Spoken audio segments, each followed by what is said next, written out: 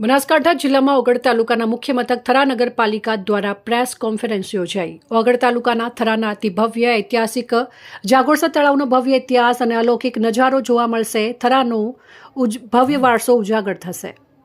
વાત કરવામાં આવે તો ઉત્તર ગુજરાતના બનાસકાંઠા જિલ્લાના ઓગળ તાલુકાના મુખ્ય મથક થરા નગરપાલિકાને સ્વર્ણિમ જયંતિ મુખ્યમંત્રી શહેરી વિકાસ યોજના હેઠળ જુદા જુદા વર્ષ મુજબ અંદાજે ₹8 કરોડ રૂપિયાની માતબર ગ્રાન્ટ આપવામાં આવી હતી, જેમાં જાગોરસર તળાવનું નવીનીકરણ કરીને મહારાણી નાયકા દેવી ઉદ્યાન લોકાર્પણ સમારોહ યોજવા માટે લોકોમાં જાગૃતિ લાવવા બોળી પ્રસિદ્ધિ કરવા માટે પ્રેસ કોન્ફરન્સનું આયોજન કરવામાં આવ્યું, જેમાં થરા નગરપાલિકા કાર્યકારી પ્રમુખ નેતા કુંવરબા જયપાલસિંહ વાઘેલાએ ચાર્જ સંભાળ્યો।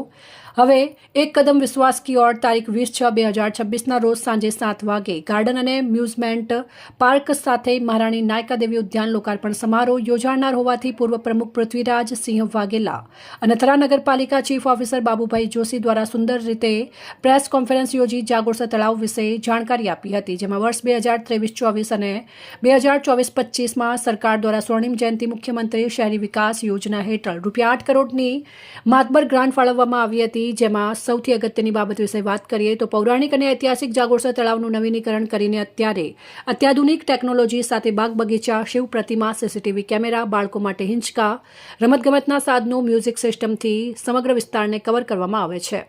લાઇટિંગ તેમજ હવે ટૂંક સમયમાં જ જાગોરસર તળાવને નર્મદાના નીરથી ભરવામાં આવશે તેવું ચીફ ઓફિસર બાબુભાઈ જોશીએ જણાવ્યું। આ પ્રસંગે ગુજરાત વિધાનસભાના અધ્યક્ષ શંકરભાઈ ચૌધરીના વરદ હસ્તે કાર્યક્રમને ખુલ્લો મૂકવામાં આવનાર છે, જેમાં મુખ્ય મહેમાન તરીકે પ્રભારી મંત્રી કમલેશ પટેલ, અતિથિ વિશેષ મંત્રી પ્રવીણભાઈ માળી, જિલ્લા પ્રભારી ધવલભાઈ દવે, જિલ્લા ભાજપ પ્રમુખ કીર્તિસિંહ વાઘેલા ખાસ કરીને હાજર રહેશે।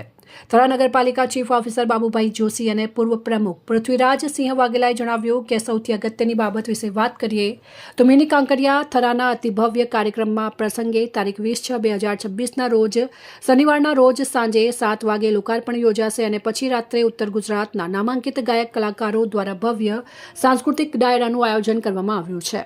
કાંકરેજ અને ઓગળ તાલુકા સહિત થરા નગરપાલિકાની જાહેર જનતાને હાર્દિક આમંત્રણ આપી જાગોરસર તળાવને એક મિની કાંકરિયા તળાવનો નજારો જોવાનો લાવો લેવા જણાવ્યું હતું। અહેવાલ રામજીભાઈ રાયગોર, બનાસકાંઠા।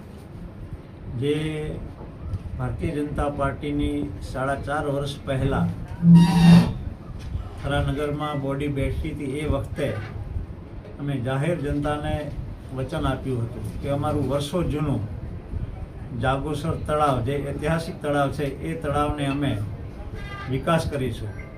અને આજ આપ શું જોઈ શકો છો કે જાગોરસર તળાવની અંદર અમે સ્વર્ણિમ જયંતિ મુખ્યમંત્રી યોજના હેઠળ 4.5 કરોડના ખર્ચે ડેવલપમેન્ટ કરવામાં આવ્યું છે।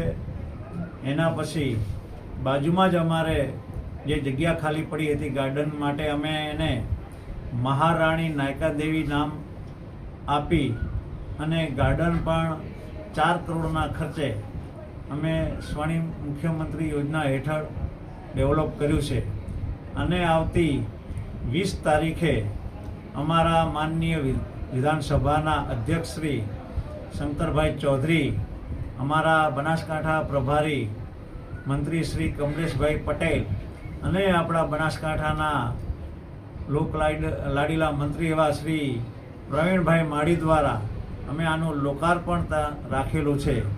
તો આપ સૌને મારી વિનંતી છે, તારીખ 20/6/2026 સાંજે 7:30 વાગે તમામ કાંકરેજ, ઓગળ તાલુકો અને થરા શહેરના તમામ વ્યક્તિઓને અમે આમંત્રણ આપીએ છીએ આ કાર્યક્રમની અંદર ઉપસ્થિત રહી અને આ કાર્યક્રમને ઉજાગર કરવા માટે।